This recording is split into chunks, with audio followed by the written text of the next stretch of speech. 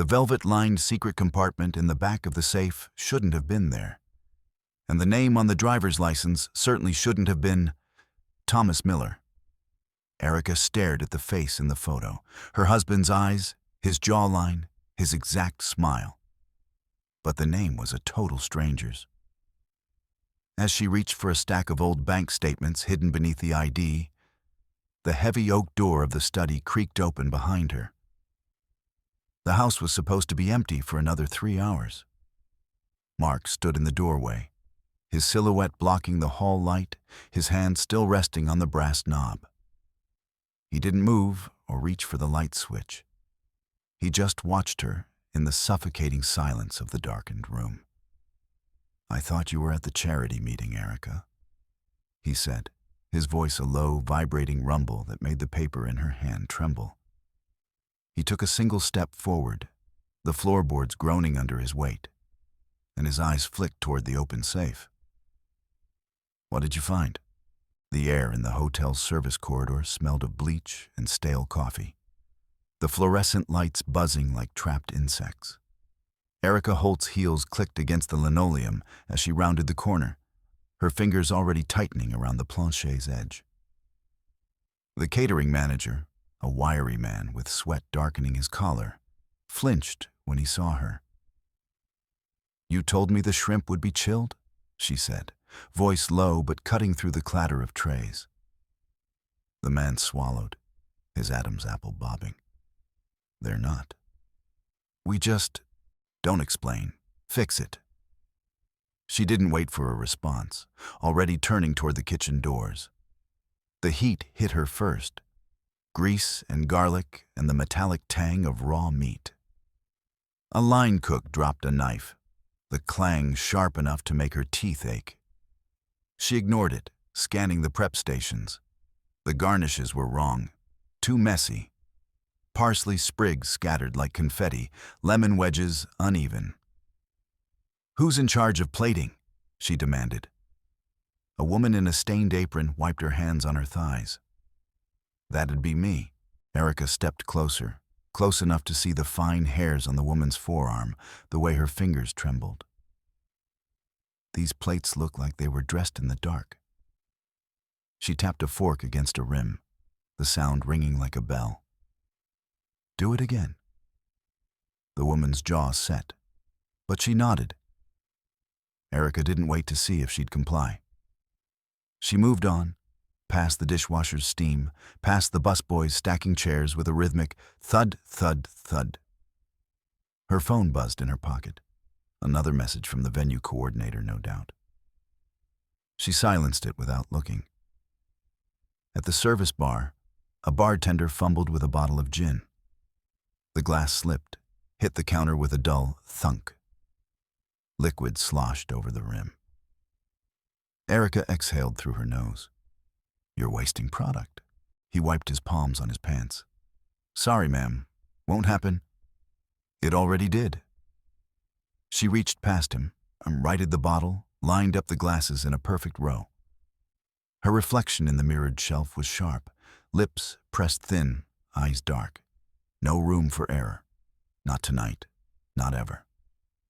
Erica stood in the center of the grand ballroom, the epicenter of the Naperville charity circuit, clutching her leather-bound tablet like a shield. The floral arrangements, towering constructs of white lilies and silver-dusted greenery, seemed to lean precariously. She gestured sharply toward a decorator, her voice a whip crack that silenced the hum of industrial vacuums. "The left cluster is tilting," she said, her tone level but frigid. "Symmetry is not a suggestion. Move the tables 2 inches to the right. Adjust the linens. I want the folds sharp enough to draw blood." She watched them scramble, her heels beating a staccato rhythm against the polished wood. Every detail of this evening, the annual fundraiser for the Children's Hospital, bore her signature. In Naperville, perfection was the only currency that mattered, and Erica Holt was the wealthiest woman in the room. She adjusted a silver fork by a fraction of a millimeter, her reflection caught in the polished tines. 43 years old.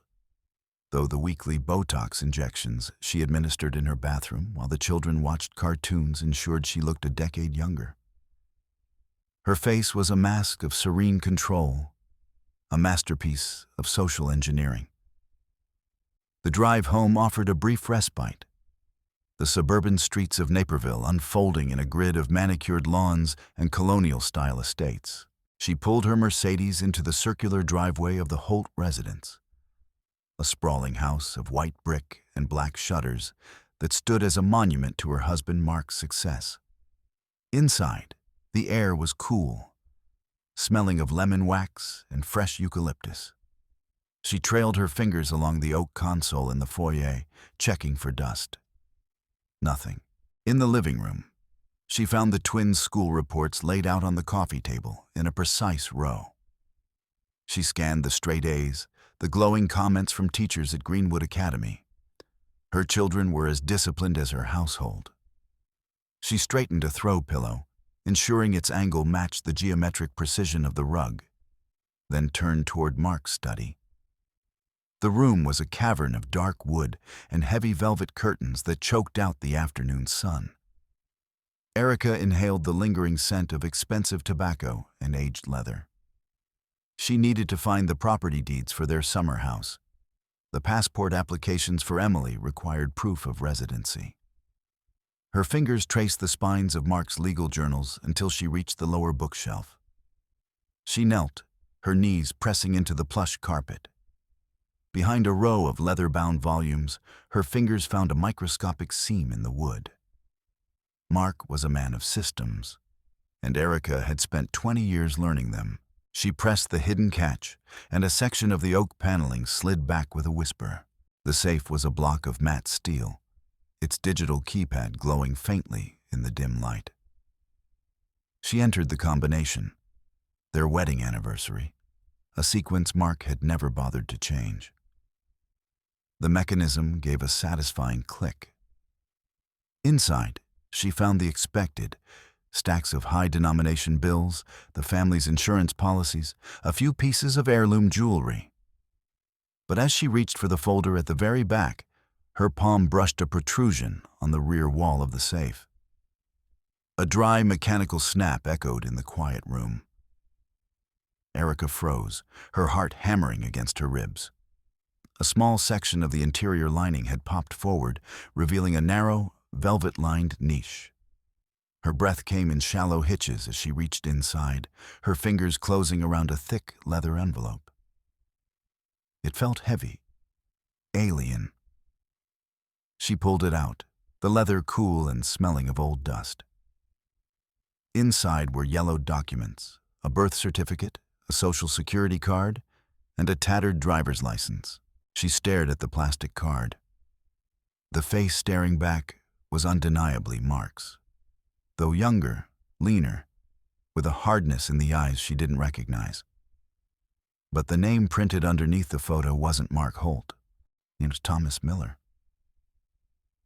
The room seemed to tilt.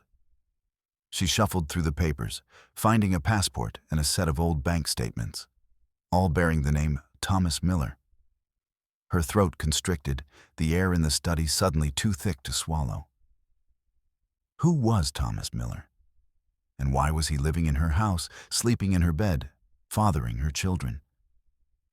A sharp, metallic scrape from downstairs shattered her focus. The front door groaned open and shut, a heavy, final sound that vibrated through the floorboards. Erica glanced at the clock on the desk. 3 p.m.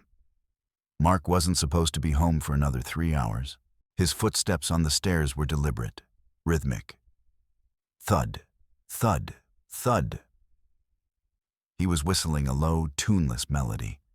Panic, cold and oily, surged through her. She scrambled to shove the leather envelope back into the hidden niche, her fingers trembling so violently she nearly tore the brittle paper. She slammed the false panels shut, spun the dial on the safe, and shoved the oak paneling back into place just as the footsteps reached the landing. Erica smoothed her skirt, her nails digging into her palms to stop the shaking. She stood in the center of the dark room, her face a mask of practiced indifference. though her lungs felt like they were collapsing. The door swung open. Mark stood in the frame, his silhouette broad and imposing, blocking the light from the hallway. He didn't reach for the switch. He stayed in the shadows, his eyes cold, predatory, finding her instantly. "Erica," he said, his voice a low rumble. "Why are you standing in the dark?" He didn't move. He just watched her, his gaze drifting from her face to the bookshelf behind her. Erica forced her lips into a brittle, high society smile. It was a lamke ulipka, one that didn't reach her eyes, which felt like glass in her head. She stepped toward him, her movements fluid despite the screaming in her nerves. "I was looking for the property deeds, Mark," she said, her voice an octave higher than usual. She waved a hand toward the shelves, a gesture of airy frustration. "I could have sworn they were in here. I must have left them at the office. I'm becoming so forgetful." Mark didn't blink. The air between them grew heavy, saturated with the scent of his cologne, cedar and musk. And something else, something metallic. He stepped into the room, the light from the hall catching the sharp line of his jaw. "The deeds are in the deposit box at the bank, Erica. You know that." He tilted his head. "You look pale. Are you feeling well?" "Just tired. The committee has me running in circles." She brushed past him, her shoulder nearly grazing his chest. She didn't stop until she was in the hallway, the bright light of the landing feeling like a physical assault. The next morning, Erica didn't go to the committee meeting. She drove straight to her real estate office in downtown Chicago, locking the door and ignoring the persistent blink of her assistant's intercom.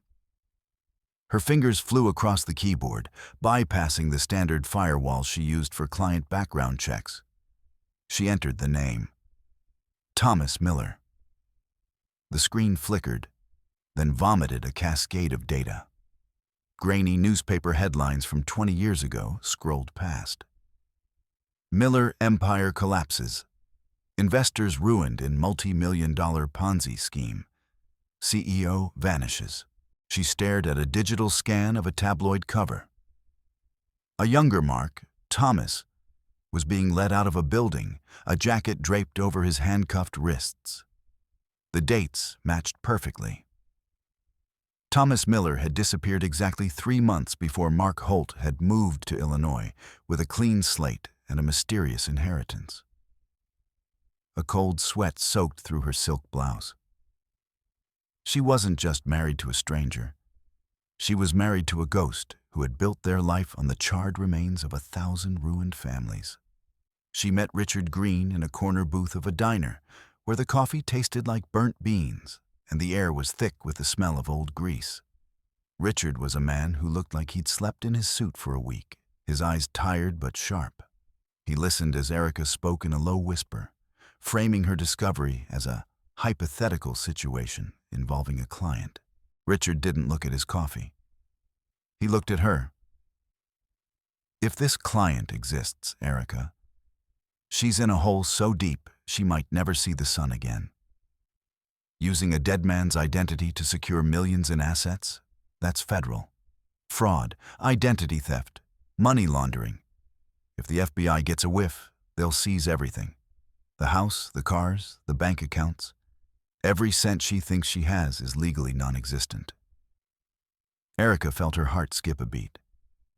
And the wife? If she didn't know? "Doesn't matter," Richard said, his voice grim. "She enjoyed the proceeds of the crime. She's a co-conspirator in the eyes of the law until proven otherwise. And by the time that happens, she'll be broke and her kids will be in the system." Erica walked out of the diner into a world that felt like a theatrical set. The buildings, the people, the sky. It all looked thin, ready to tear. When she returned home, the house felt different. It felt like a living thing, watching her. She walked into the master bedroom and stopped, her nose wrinkling. The air was sterile, but underneath, There was that note of cedar and musk. She looked at her vanity.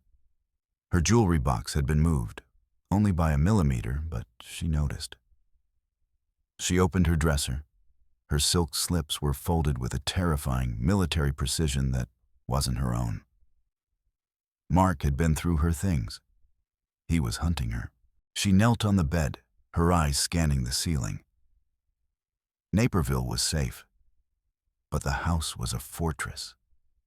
Her gaze caught a tiny, unnatural glint inside the plastic housing of the smoke detector directly above her pillow. She stood on her knees, pulling herself closer to the white disc. There, behind a narrow slit, was the matte black eye of a microlens. The blood drained from her face. He wasn't just watching her. He was recording her. Every breath, every moment of supposed privacy was being fed into a hard drive somewhere in the house. She lowered herself back onto the bed, feeling the weight of his gaze through the lens. She didn't wait for him to come home. She drove her Mercedes to a small auto shop on the edge of town, a place where the mechanics didn't ask questions if the cash was green enough. The man put the SUV on the lift, the metal clanging in the cavernous garage.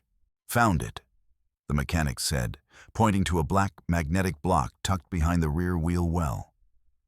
"GPS tracker, high-end, real-time tracking." Erica took the cold plastic in her hand.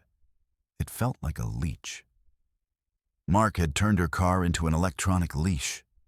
She felt a surge of white-hot rage, followed by a wave of nausea. She was being managed like a high-risk asset. On the drive back, she glanced in the rearview mirror. A dusty, dark sedan with tinted windows was 3 cars back. When she turned, it turned. When she sped up, it maintained its distance. 2 figures sat in the front, blurred shadows behind the glass. These weren't Mark's people. Mark would be more subtle. These were the shadows from Thomas Miller's past, the creditors, the victims, the wolves who had finally caught the scent of their prey. Erica pulled into her driveway, her hands shaking so hard she could barely grip the steering wheel. She opened her banking app, intent on moving her personal savings to a private account she'd kept from her days as a junior agent. The screen flashed red. "Error. Access denied. Account frozen by joint owner." He had cut her off. She was in a gilded cage with no money, no privacy, and 2 men in a sedan watching her front gate. She retreated to the garage, seeking a moment of silence away from the cameras in the house. In the back corner, behind a stack of winter tires, she found an old box of gardening tools. Something inside was vibrating. She dug through the rusted trowels and found a cheap burner phone. She opened the messages. Opened. "We know where you are, Tommy. The house is beautiful. It would be a shame if it burned with your pretty wife inside. Pay up." Erica leaned against the cold concrete wall, her breath coming in ragged gasps. Mark hadn't just lied. He had brought a death sentence to their doorstep. That evening, dinner was a silent affair. Mark sat at the head of the table, methodically cutting into a steak that oozed red juice. He didn't look up until he finished. Then he reached into his pocket and slid a set of car keys across the white tablecloth. "The Mercedes is in the shop, Erica," he said, his voice level. "I've hired a driver for you. It's not safe in the city lately. Too many desperate people." He looked at her then, his smile more of a predator's baring of teeth. He was holding his steak knife by the handle, his knuckles white. Erica looked at the keys, then at him. She saw the monster behind the mask of the successful Naperville businessman. He knew she knew, and he was letting her know that he was in control. She locked herself in the bathroom, turning the water on full blast to drown out the sound of her own sobbing. She slid down the marble wall, her knees pulled to her chest. Every corner of this house was a cell. Every luxury was a chain. She looked out the window, past the heavy curtains, into the twilight. The dark sedan was parked across the street, its parking lights off, a single ember of a cigarette glowing in the dark interior. The wolves were at the door, and the man in the next room was the one who had invited them. The storm hit Naperville with a violence that matched Erica's internal state. The sky turned a bruised purple, and then the lights flickered and died. The house was plunged into a thick, suffocating darkness, save for the strobing flashes of lightning that turned the living room into a series of jagged, black and white stills. Erica moved through the shadows of the basement, the smell of damp earth and old concrete filling her lungs. She reached the breaker box and pulled the master lever. The faint hum of the standby generator died instantly. She wanted the house dead. She wanted him to feel the dark. She returned to the living room and waited. Mark appeared at the top of the stairs, a silver candelabra in his hand, the flames dancing in the draft. He looked like a ghost from a Victorian tragedy. Erica sat in her armchair, the leather cool against her skin. On her lap was the leather folder from the safe. "Sit down, Thomas," she said. Mark stopped. The name hung in the air, heavier than the thunder shaking the foundations of the house. He didn't move for a long time, then he slowly descended the stairs and sat opposite her. He blew out the candles, leaving them in the gray gloom of the storm. "I expected you to be smarter, Erica," he said. His voice was different now, devoid of the suburban warmth he'd cultivated for 20 years. It was cold, precise. Erica stood up, and with a sudden, violent motion, she threw a handful of photographs at his feet. They were the images she'd taken of the cameras, the GPS tracker, the burner phone. "I want the truth," she hissed, her voice cracking. "I want to know who is sleeping in my bed. I want to know why there are men with guns at our gate." Mark looked at the papers. He didn't deny it. He didn't apologize. He just looked up at her, his eyes twin voids in the darkness. "Thomas Miller died 20 years ago, Erica. I killed him so Mark Holt could live. I gave you everything. This house, the status, the children's future. You think that was free?" He stood up, his height suddenly oppressive. Erica backed away, but he was faster. He slammed his hand against the door as she tried to reach for the handle, the sound echoing like a gunshot. He turned the key and pocketed it. "You're not going anywhere," he whispered. He pulled a tactical flashlight from his pocket and clicked it on, the beam blinding her. "You want to talk about grown-up things? Let's talk about the offshore accounts in your name. Let's talk about the contracts you signed for the development projects in Chicago. You're not a victim, Erica. You're my partner. If I go down, you go to a cell where the linens aren't high thread count." He shoved a stack of documents toward her. She saw her own signature on a dozen pages, papers she'd signed over breakfast, thinking they were insurance renewals or school forms. He had groomed her for this. He had made her his insurance policy. "Those men outside?" Mark gestured toward the window, where the sedan sat in the pouring rain. "They don't want me. They want the money I lost. And if I'm not here to protect you, they'll take it out of your skin. And the kids? You think the committee will keep you on when the FBI starts hauling the furniture away?" Erica felt the walls of her life collapsing. There was no law that could save her. There was no escape that didn't end in poverty or prison. She looked at the fireplace, where a single ember still glowed. Mark held out a lighter. The flame flickered, a tiny, hungry thing. "Burn the folder, Erica. Burn Thomas Miller, and let's go back to being the Holts. Or I leave through the basement, and you can explain the last 20 years to the men in the sedan." Erica looked at the papers in her hand.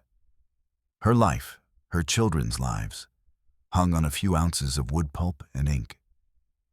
She looked at Mark, the man who had watched her sleep through a hidden lens, and she felt something inside her break. The warmth, the fear, the love. It all evaporated, leaving only a hard, crystalline core of survival. She took the lighter. The smell of burning leather filled the room as the folder caught fire. She watched the name Thomas Miller curl and blacken in the grate. Mark watched the flames, his shoulders relaxing, a look of smug triumph settling on his face. He thought he had won. He thought he had broken her. He didn't see her other hand in her pocket, her thumb moving across the screen of her phone. She wasn't calling the police. She was accessing the remote server of her real estate firm. "You're right, Mark," she said, her voice dropping to a low, soothing murmur. She stepped toward him, smoothing his lapel, her touch lingering. "We have to protect the family. But the accounts, they're compromised. If the creditors have the numbers, they can track the transfers." Mark frowned. "I've moved them. Not well enough," she whispered. "I can move them through the commercial escrow accounts at the firm. It's a blind spot for federal audits. We move everything to a new trust, my maiden name, Erica Summers. It's clean." Mark hesitated. The greed that had fueled his first life warred with the caution of his second. But the storm was raging, the men were outside, and his wife was finally acting like the partner he'd always wanted. He began to dictate the codes. Erica entered them into her phone, her fingers flying. Sums with 6 zeros flashed across the screen. Swiss accounts, Cayman holdings, shell companies in Delaware. She moved them with the cold efficiency of a woman who had spent 20 years perfecting the art of the deal. When the last transfer was confirmed, a green checkmark appeared on her screen. She didn't stop. She opened an encrypted email and hit Send. The file contained everything. The photos of the safe, the scans of the Miller documents she'd made at the office, the recordings of his confession she'd just captured on her phone. It was addressed to a high-powered legal firm in Chicago with instructions to release it to the FBI if she didn't check in every 12 hours. She stepped back, the light from the dying fire casting long shadows across her face. She held up her phone, the screen glowing red with a countdown timer. "You have 3 hours of good behavior, Mark," she said. Her voice was like ice. "That's how long it takes for the auto-send to trigger. If I don't punch in my biometric code, Thomas Miller becomes the lead story on the morning news." Mark lunged for the phone, but she didn't flinch. "Try it. I've already moved the money. You're a ghost now, Mark. You have no name, no money, and no leverage. I own the house, I own the accounts, and I own you." He stopped, his face contorting in a mask of impotent rage. He looked at the woman standing before him, the woman he'd tried to cage, and he realized he had built a monster far more dangerous than himself. Erica picked up a gold-nibbed pen from his desk and slid a sheet of parchment toward him. "Sign the confession of identity theft and coercion. Now." The only sound in the room was the scratching of the pen and the distant, fading rumble of the storm. When the police arrived 20 minutes later, called by Erica to report suspicious individuals in a dark sedan, she stood on the porch, a pashmina wrapped around her shoulders, looking every bit the concerned Naperville socialite. She watched as the officers dragged the men from the sedan, her face a mask of elegant concern. Mark stood behind her, silent, his hands clenched at his sides. He was a passenger in his own life now. The next evening, the ballroom of the Grand Hotel was a sea of silk and champagne. Erica Holt descended the marble staircase, her black diamond necklace catching the light of 1,000 crystals. She moved through the crowd with the grace of a queen, her smile radiant, her eyes as cold as the depths of the Atlantic. Mark followed 2 steps behind, the perfect, supportive husband. He didn't speak unless spoken to. He didn't move unless she signaled. Erica accepted a glass of champagne from a passing waiter, her fingers steady. She caught her reflection in a mirrored pillar. Lips pressed thin, eyes dark. She had saved her life. She had saved her children. And all it had cost was the last shred of her humanity. She caught the eye of a neighbor, a woman who had once whispered about the Holt's perfect life. Erica smiled, a slow, predatory thing that never reached her eyes. "Everything is wonderful," Erica said, her voice like silk. "Just perfect." She knew the truth now. Behind every white picket fence in Naperville, there was a monster. And she was the biggest one of all.